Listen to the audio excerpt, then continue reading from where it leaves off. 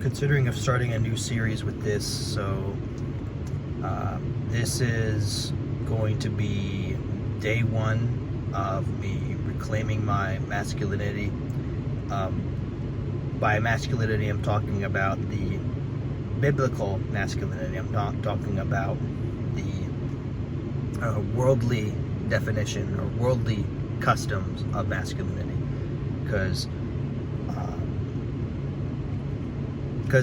outside of these videos, I'll be honest, in the past, there were moments where I have,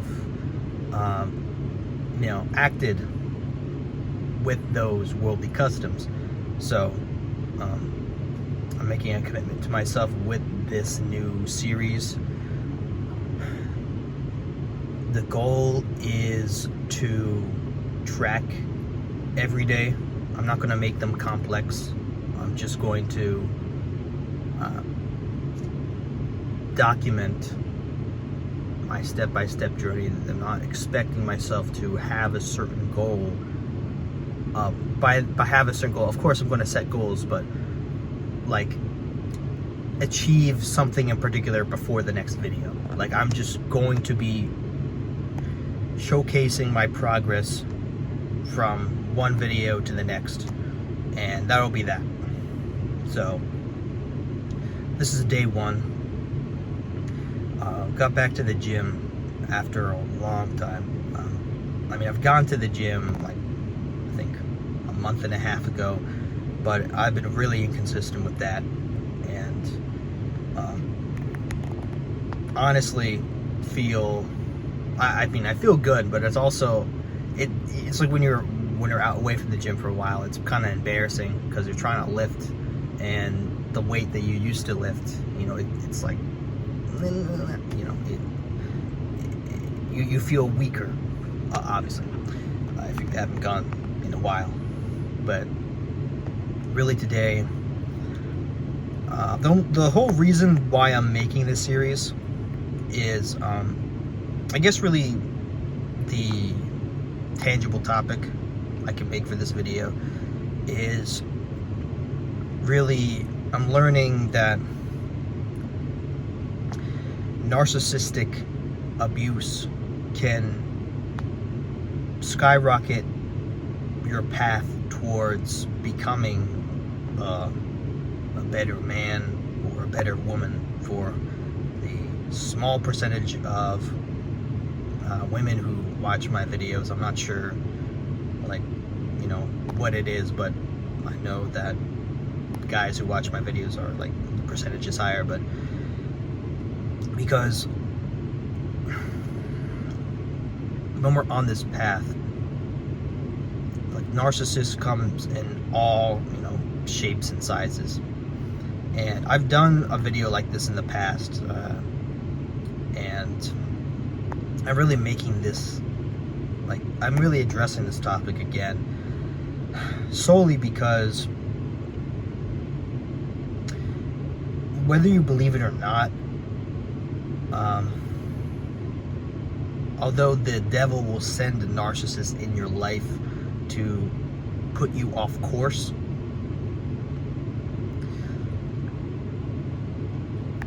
see it as a test also, like God testing you, that you can make something out of your life from this, narcissistic abuse. You can either let it just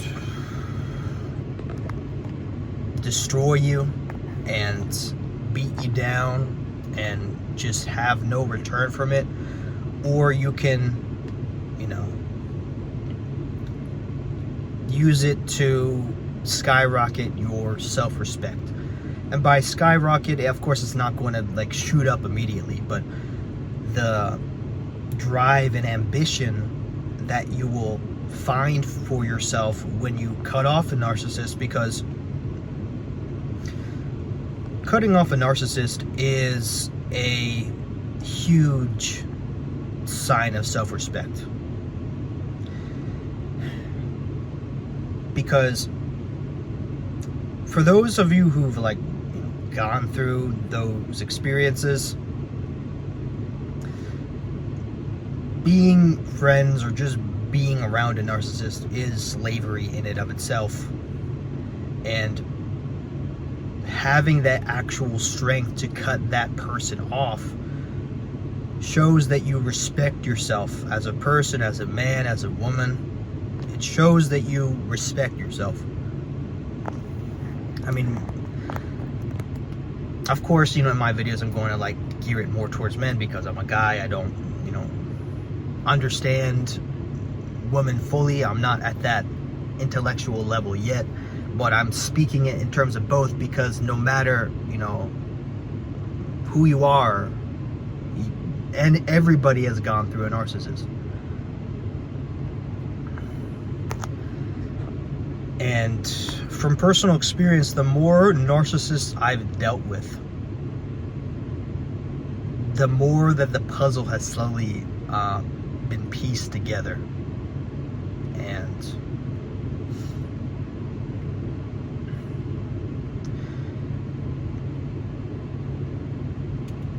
I've just, slowly but surely started to understand what those experiences meant, what those experiences led up to. And that's not to say that I was this, super,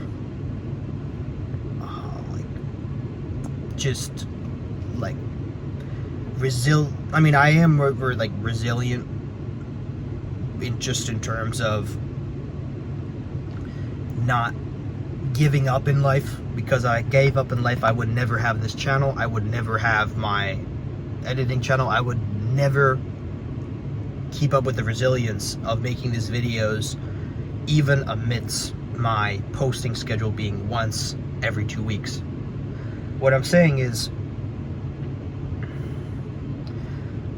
within the narcissistic abuse that I've been through, and for people watching this can relate, there is that period where that person hurts you, but behind the scenes God is using that to strengthen you. He's using all of the emptiness, all of the pain, to slowly but surely make you a better man.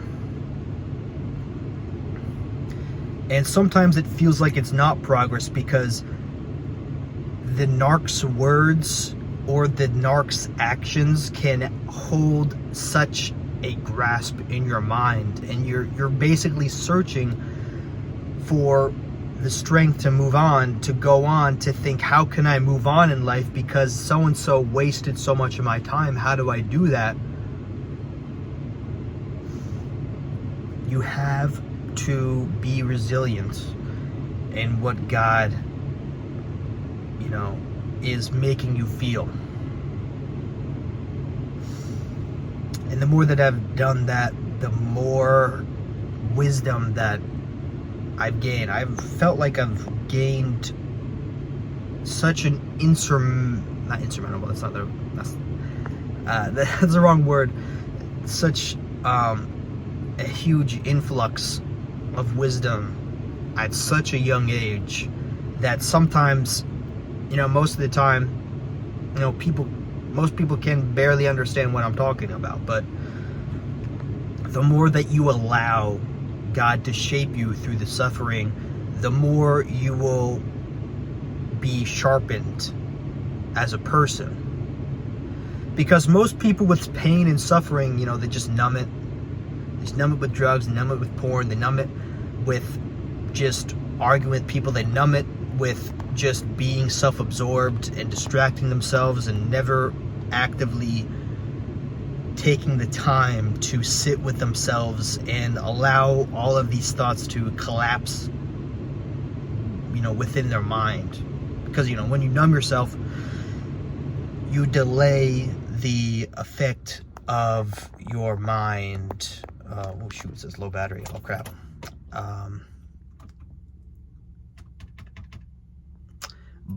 But just, I just saw that. I was like, never seen that. my car. But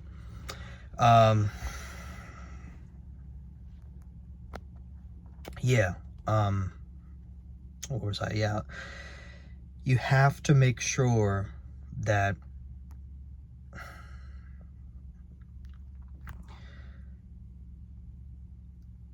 you face, I feel like I've been like saying this in other videos, but use your emotions for your greater good.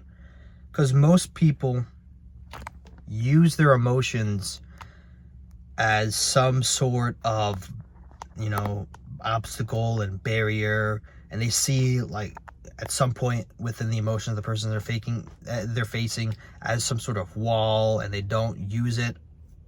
Like they just run away.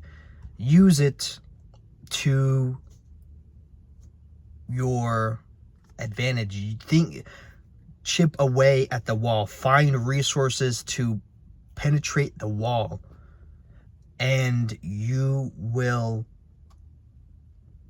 seek purpose behind what, you know, seek resources within yourself, really. Because a lot of people, when they get hurt, they just see it as an excuse of, oh, so-and-so's right about me. You know, I'm just not worthy.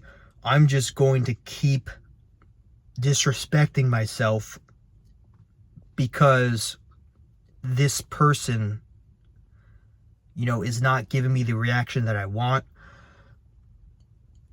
Self-respect is not only taking hold and saying, you know, you're not going to control me anymore. Self-respect is also coming face to face with what you're thinking. Because really, when people numb themselves with all these just bad, just all these dangerous self-destructive addictions, they disrespect themselves. The culture wants you to think that, you know, oh, you know, you should enjoy yourself. You should just, you know, you should feed into your desires because you're just, you know, follow your heart. Your heart knows exactly what you want. But the Bible says the heart is deceitful among all things. The more that you allow your heart to deceive you, the less you will respect yourself in the future. Because, for one, you're preventing growth from future difficult circumstances, because if you're constantly seeking the instant gratification, the more when a dangerous, you know, event happens in your life, the more you're not even gonna be mature enough to actually face them, and people are going to see you as a joke because you can't face them within yourself. So self-respect is doing what other people are going to hate you for. Self-respect is not believing the lies of the narcissist and believing that what God has implanted in your mind is for your greater good. What the values that you hold within yourself is for the greater good. Because most people don't even listen to what God has to say to them and think that their desires are always going to lead them in the right direction. They always think that, oh, you know, say when it comes to dealing with the narcissist, they just think, oh, you know, the so-and-so is getting mad at me, so I should just, you know, abide by everything they say. I gotta stay low-key. I gotta not have any sort of conflict. Because, you know, oh, this person will get mad at me. You know, I want this person to be happy. But there's really disrespecting yourself, because the more you make the narcissist happy, the more you block the blessing that God has for you, because you're choosing to disrespect your self-assurance that this person is not good for you.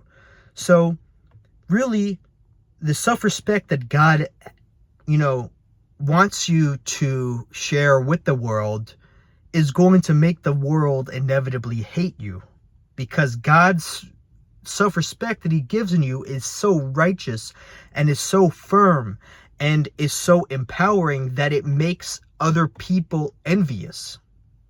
Because there's this saying that goes, your light is so bright that it irritates other people's demons. Sometimes, really, the boldness that God has for you is so great that other people are so mad that you have the audacity to follow exactly what God has for you, to not cower, to not appease, to remain true to your convictions, that people are going to constantly implant ideas that you're this terrible person.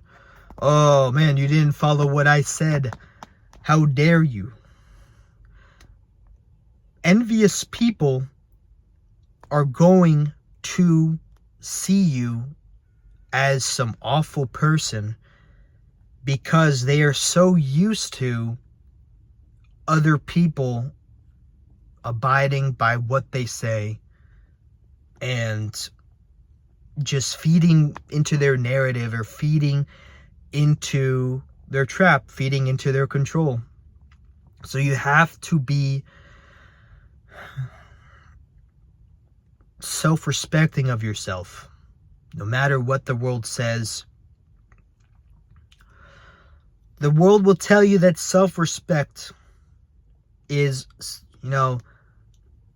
just,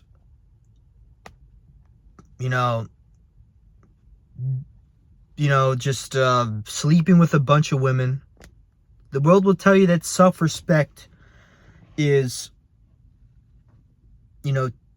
talking behind somebody's back. The world will say that self-respect is choosing to not remain firm in your beliefs because, oh my gosh, toxic masculinity. The world will tell you that self-respect is just, is emasculating yourself. That's what they think, because the world has always lied to you. The only person who hasn't is God, the Most High. God isn't popular, but he sure will lead you in the right direction. And when other people hate you, that means you're doing something right. Take care.